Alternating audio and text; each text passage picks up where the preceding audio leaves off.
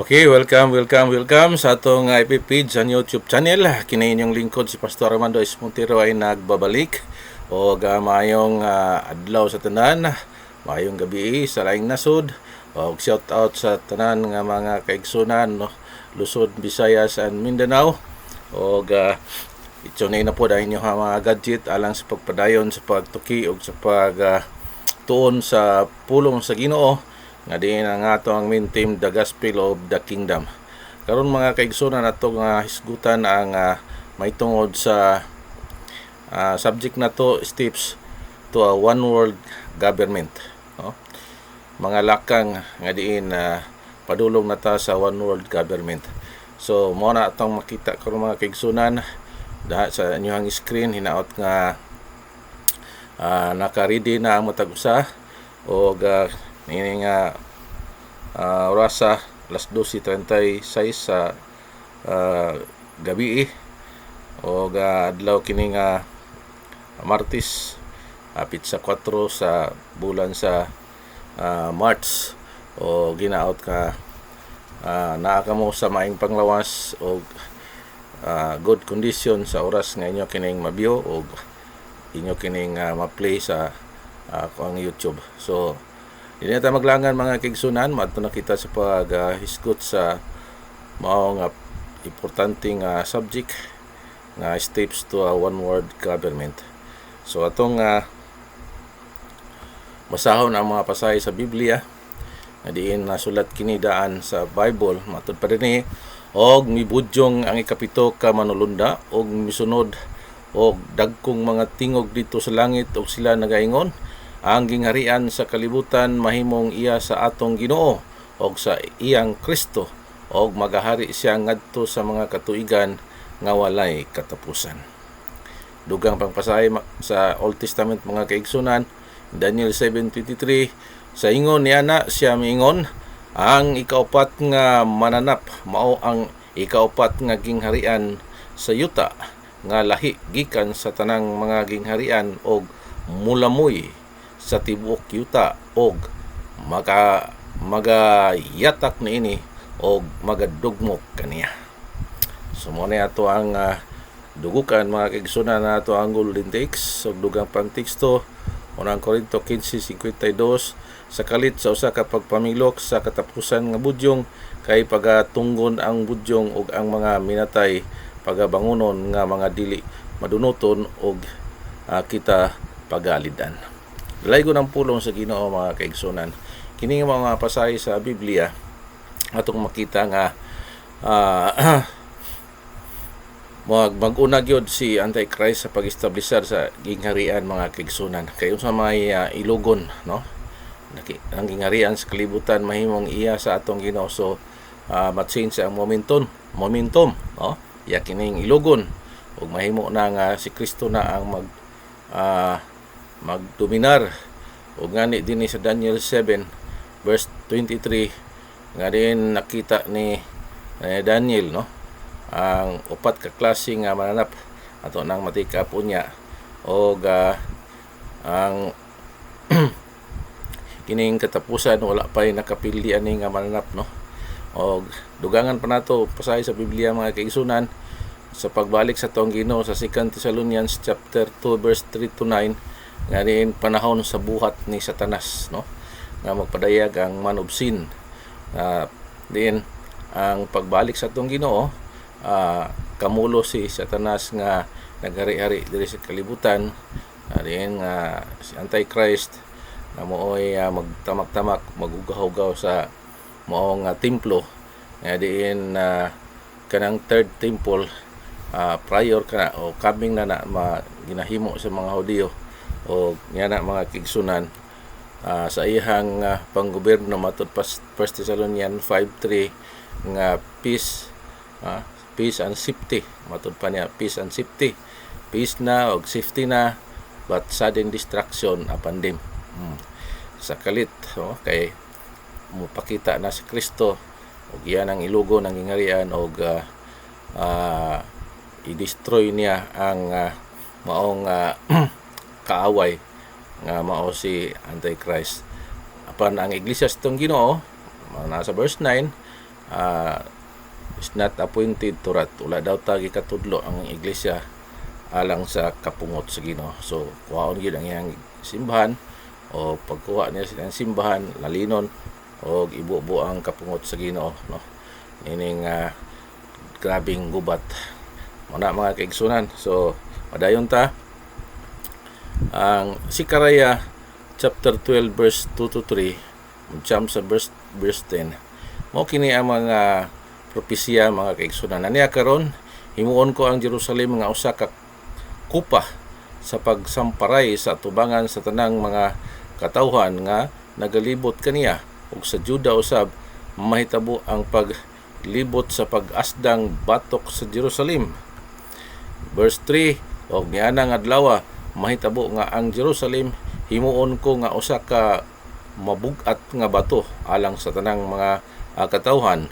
Ang tanan nga nagapabug-at sa ilahang kaugalingon tungod kaniya pagasamaran sa hilabihan, ug ang tanang mga nasod sa yuta magatigom sa tingob batok kaniya. Verse 10, og igabubo ko ibabaw sa balay ni David ug sa mga pumuluyo sa Jerusalem ang espiritu sa grasya ug sa mga pagpangamuyo, og sila mututok kanako nga ilhang gipalagbasan, og sila magabalata tungod kaniya tungod sa usa sa mga pagbalata tungod sa iyang anak nga lalaking bugtong, og magaantos sa kapait tungod kaniya ingon sa usa nga nagaantos sa kapait tungod sa iyang panganay nga anak. Na mga kaigsunan na dili siguro ni coincidence ato makita, og sa kuang pag sabot o pag-analyze mo kini ang katumanan sa mga propesya na din nato makita dinhi sa Zacarias mga kaigsunan nga ang Israel karon na ug ang katawhan sa Ginoo matud pa dinhi usa ka kupa, no? Kining kupa nga makainom na ini magsamparay. So sabtunon kay ni mga kaigsunan nga din ang mga kalaban sa Israel o sa kutob sa mga hilabot sa katawhan sa Ginoo dili kini makahimo sa tamang desisyon, no? Na sila sa tensyon, na sila sa irritable nga sitwasyon tungod kay dili mao ang ilahang mga decision making. Unya ang katawhan sa Ginoo, ang Israel usa ka mabug-at nga bato sa tanan nga mo atake ni ini, no? O i-try out, i-peace out tungod kay ang programa, no? Nga ila kining i-peace out ang kining katawhan sa Ginoo nga naa sa Jerusalem karon. Unya atong makita sa unahan mga kaigsunan, atong ipadayon nga dinhi dili ni siya coincidence tungod kay bago pa lang, no? Sa September 19, 2025 ang Jerusalem, more than 50,000 Jewish worshippers crowded the Western Wall last night for Litzot and prayers of repentance recited in the days leading to the high holidays. So ang Israel mga kaigsunan, matingala ka, grabe naga-ipon o naga-gathering sila sa kining gitawag Western Wall, o perting daghana nila mga kaigsunan og nagampo og naghinulsol. Murag kanang na sila napil nga o either ang Ginoo na naglikom og gather nila ang ilahang matud pa rin the Lord God merciful and gracious. So naa sila sa mga punto nga nagrepent og naghangyo ngadto sa Ginoo tungod kay ang kining gitawag nga kalaban nila mga kaigsunan, no? Nagkuan pod, nag-gathering pod, no? 60,000 60,000 ba to, no? 60 nations nga nag-gather nga ang ilahang gimitingan mao ang i-peace out ang Israel. So dinhi atong nakuha usab ang punto de vista ni Netanyahu. Israel is the guardian of Christianity. Atong makita nga kung atong lantaw ng YouTube aning speech ni sa hari sa Jerusalem, si Netanyahu, iyang gi-emphasize ang mahitungod kang Ginoong Hesukristo, no? Diin nianhi diri sa kalibutan o niadto daw sa pool of Siloam og nag-giayo ang buta, gipahilamos din no, o under of blood cleansing. Unya gi-emphasize po ni Netanyahu nga ang Kristohanon, no, sila ang Israel mo'y guardian. O gani si Trump, no,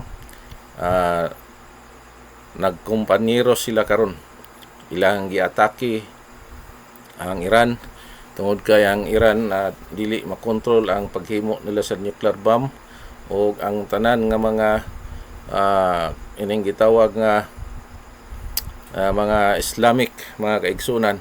So na ako'y libro diri, The New Age Secret Plan for the World Conquest, no. Mo ni kong libro naa dinhi natuman ang gisulat, no, nasulat nga naa nay blueprint sa Third World War. Ngani ang bottom line sa moong gira between Judaism and Islamic. Now karon ato makita nga si Trump nagbadi-badi pa siya, mo kampi pa siya sa Israel o sa Jerusalem kang sa pinaka leader nila si Netanyahu. Upon time will come mga kaigsunan nga mo i-jeopardize niya ang Israel o gibutang niya sa peligro ang Israel kay mujuy na siya sa kining gitawag nga United Nation, no. Ngod kay ang Amerika wala na sila nabilong sa mga Diyos na sa hintil nga kategori. Muna mga kaigsunan sa pagkakaroon atong makita nga partner pa sila sa Israel para di madugay ang 16 nations nag-meeting atong nasilip sa YouTube nga walay lain nilang ginasabutan nga ilhang i-peace out ang Israel sa ilahang mga mata, no. So muna ato makita din mga kaigsunan.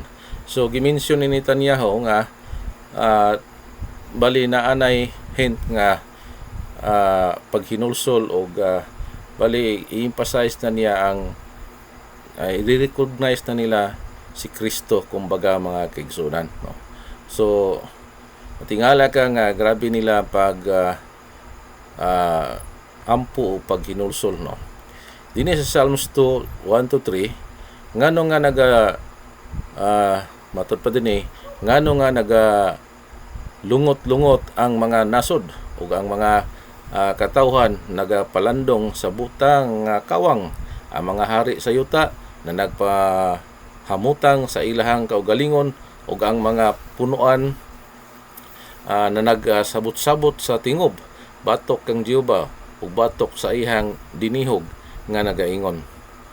Verse 3, pagabugtuon nato ang ilahang mga talikala o igasalibay tagikan kanato ang ilahang mga igtatakgos.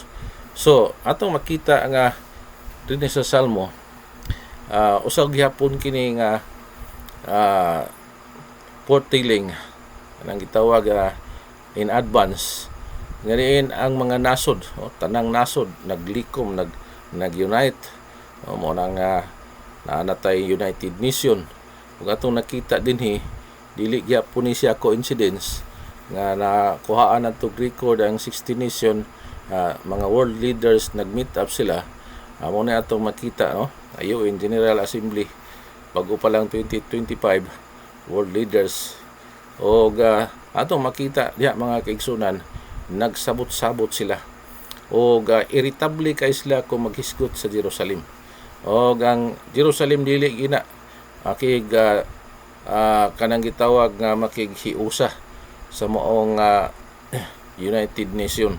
So time will come mga kaigsunan, mobigay gining Amerika o mag-inusara na lang ang Israel o ang Jerusalem og na-sense na sa mga katawhan sa Ginoo ngayon na ay moabot nga mga dili maayo sa maong gira. So sa pagkakaroon mga kaigsunan atong nakita nga ang mga gitawag nga Islamic country ting daghana ani gina-retaliate na karon sa Iran o mao gina ang mga brutal enemy sa mga Hudiyo, mga Islamic o mga Arabo so kining Bahrain karon gibombahan, Kuwait, Qatar o kining basta kutob sa mga kining gitawag Islamic.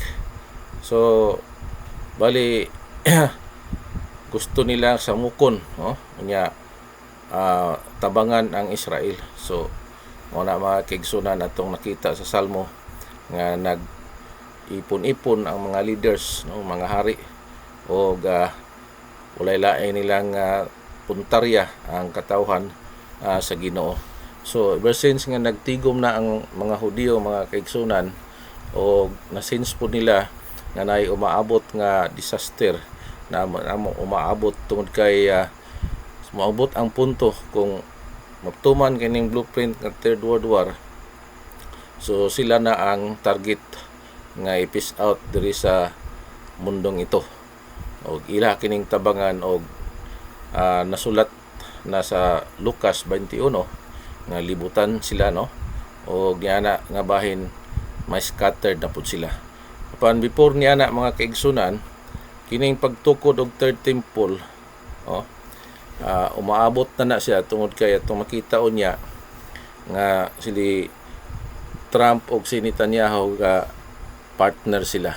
Pero before niya atong isgutan sa ning upat ka mga kanitawag four Gentile kingdoms and Christ So kung atong balikan ang mga Old Testament sa panahon ni Daniel o sa panahon ni Nebuchadnezzar, na atong makita din nga si Nebuchadnezzar iyang nakita ang sa iyang damgo o kini gi-interpret kini ni Daniel nga na in the form of human in the form of man, nga nakita ni Nebuchadnezzar nga ang ulo nga gold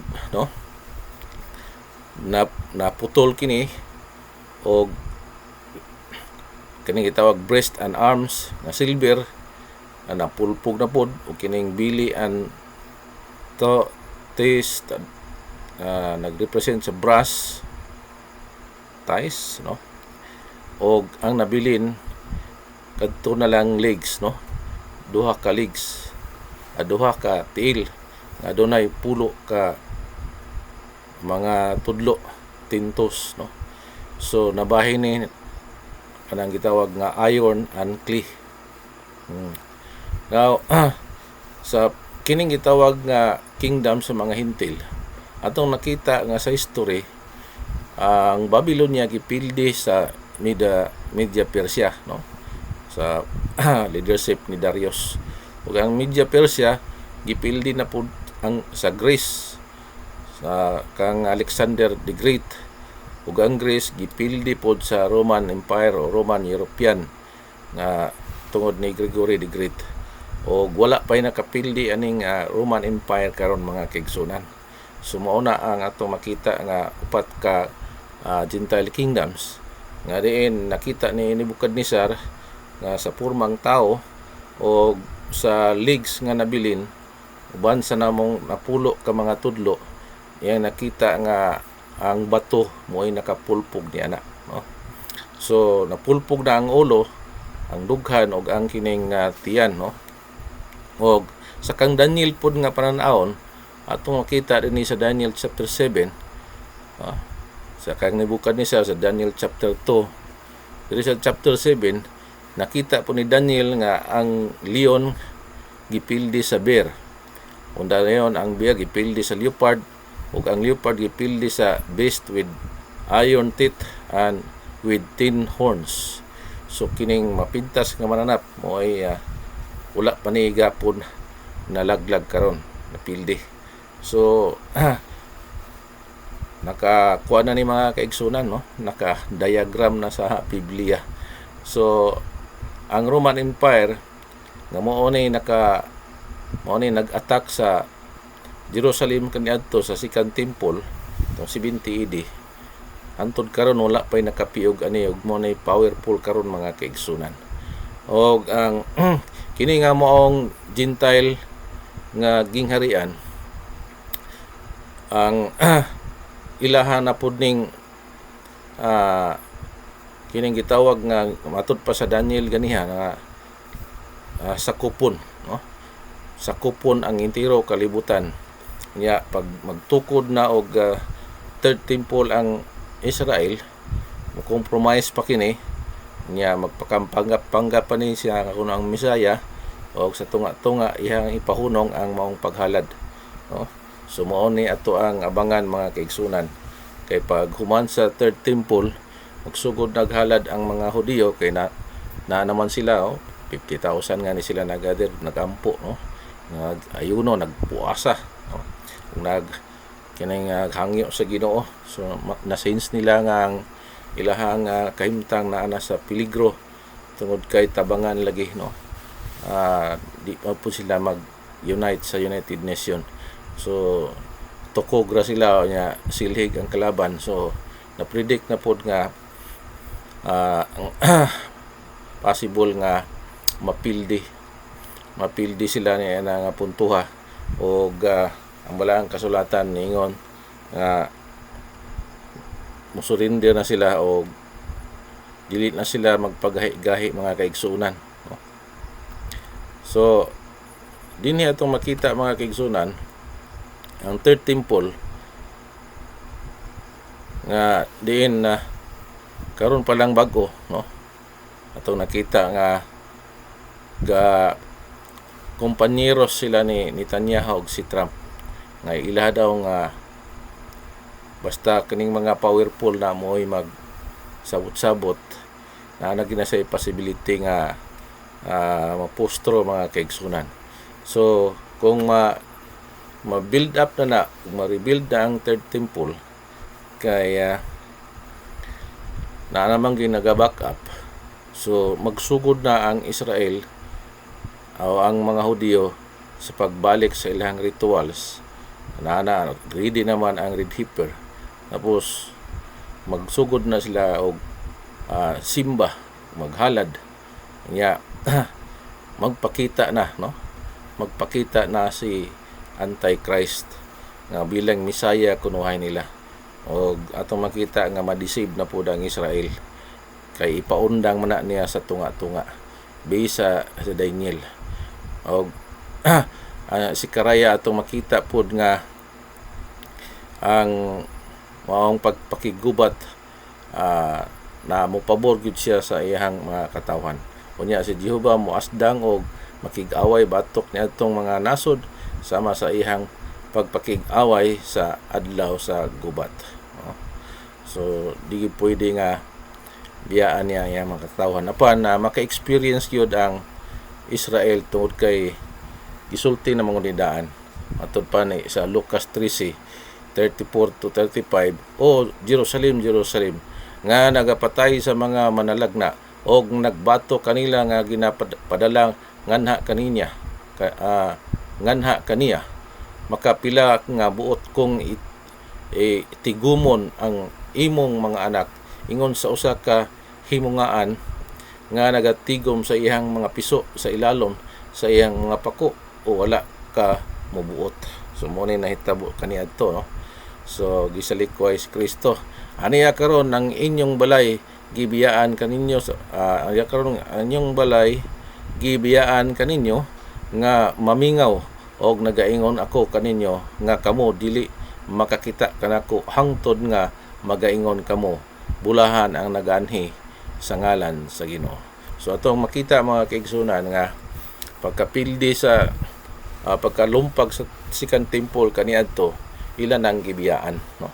Ilan ang gibiyaan tungod kay wa man gud sila ni accept kay Jesus Christ, no? Gusto unta ni Jesus Christ nga tigumon sila sama sa mga piso, no? Sama sa mungaan ang iyang gikuan ang iyang mga piso, pero wa man sila nagbuot, nag-reject man sila, gilansang man noon nila ngani kung makita nga namingaw ang maong lugar o karon nibalik na sila unya ginahinay na sila og realize nga din mobilib gid na sila mga kaigsunan nga si Kristo mao ang Misaya, og mahitabo man gud nga libutan na sila unya wala na sila yung mga criteria o wala na sila yung mga gitawag nga prerequisite ang ilahang himuon, muingon na lang sila bulahan ang nag-anhi sa ngalan sa Ginoo.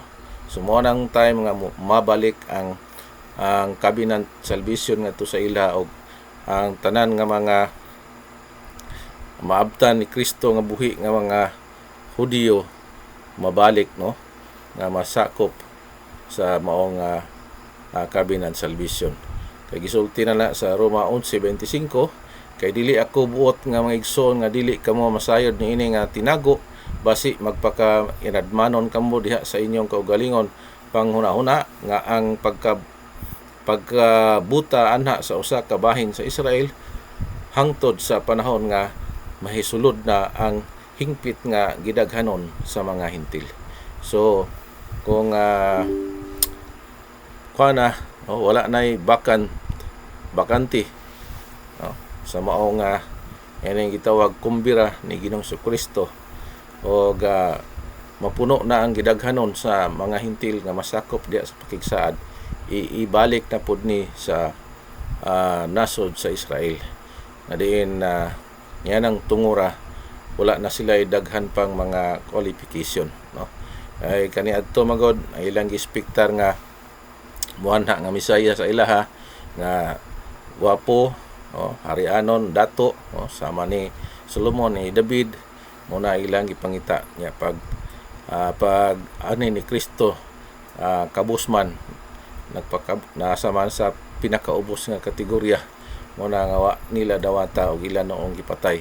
Muna mga kaigsunan na karong puntuhan na kabalo na sila nga diin unsa ang mahitabo, unsa ang naa sa Biblia ngani atong nakita si Netanyahu nag-impose siya nga siya ang tawag nga guardian sa mga Christianity, ug atong makita mga kaigsunan nga hapit na gyud mo balik ang ato ang Ginoo tungod kay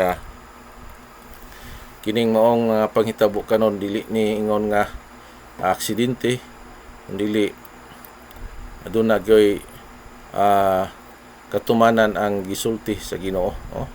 Og gani ang niatake karon sa Israel mga kaigsunan atong balikan na si Karyas nga kuya kayo, no, sa pagkakaroon na di sila basta-basta pilihon, no, tungod kay gialalayan pa ni Trump sa Erka, no?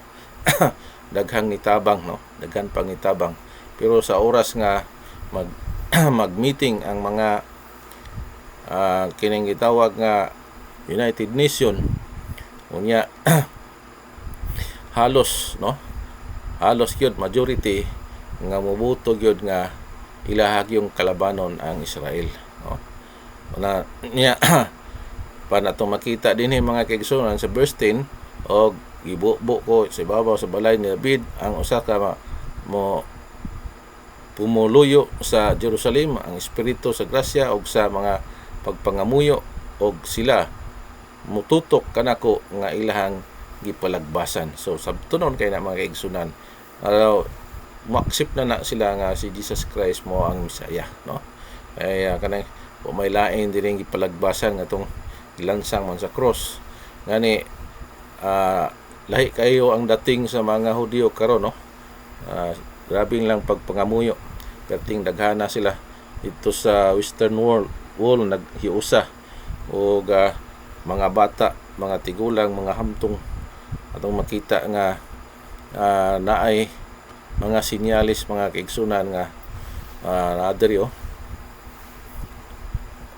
mo ni nga gitawag nga katumanan mo sa maong panagna ni Zacarias o si Netanyahu. Iyan ang kuan ng Christianity.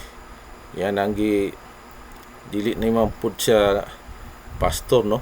Pan kung yung tanaw ng kini nga mo nga YouTube, sobra pa sa pastor yang gipasabot ang kining trabaho ni Jesus Christ, iyang pag-anhi o gusto ni Netanyahu nga magbalik loob ang mga Hudyo ngadto sa kay Kristo, no? So muna nga muna atong makita din sa balaang kasulatan. So wala naman kay igong panahon o ginaot mga kaigsunan nga ando na mo nakuha nga ang atong makita diri sa Biblia nga wala gilain nga makapildi, bisan pag mag one word sila pan kining gitawag nga for Gentiles kingdom nga diin si Jesus Christ lang mo'y mo tapos ni sa pananaw ni Bukadnezar. Ang bato mo ay nagpulpog sa maong duha ka legs, nag-repair ya po na kay Jesus Christ. O sa panahon sa mga hintil, ilahang yatak-yataka na ang maong templo, kanang third temple karon dia ilang hugaw-hugawan kay kining hintil hugawan mangyod, no? So hantod kanos adaw atod pa sa Daniel 7. So 7 years na, no? Kung magsugod na ang third temple na anay mga pagalanalad niya, tunga na ipaundang sa ni Antichrist, no? So mahitabo gyud ang dakong kasakitan una bago magpakita ang Misaya, bago mobalik si Jesus Christ, no?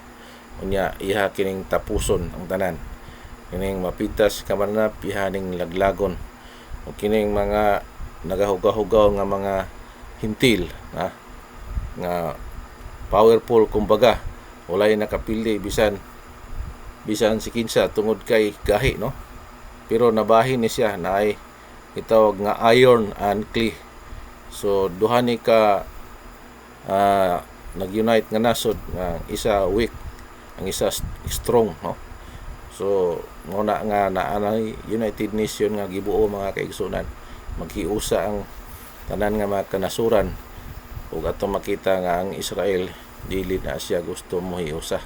Muna nga ilahang i-peace out.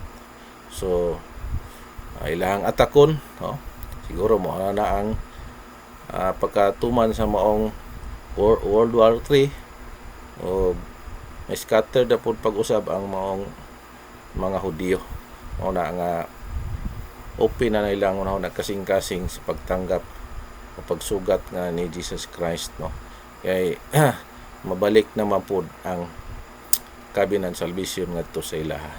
Sa mga kaigsunan, wa na magikuy igong panahon, kining inyong ubos ng lagad Pastor Armando S. Montero ay manamilit kaninyo. Inaot nga adun na sa kamoy nakuha nga mga pagtulunan mahitungod sa steps of one word government, one word religions. God bless your heart. Bye bye for now.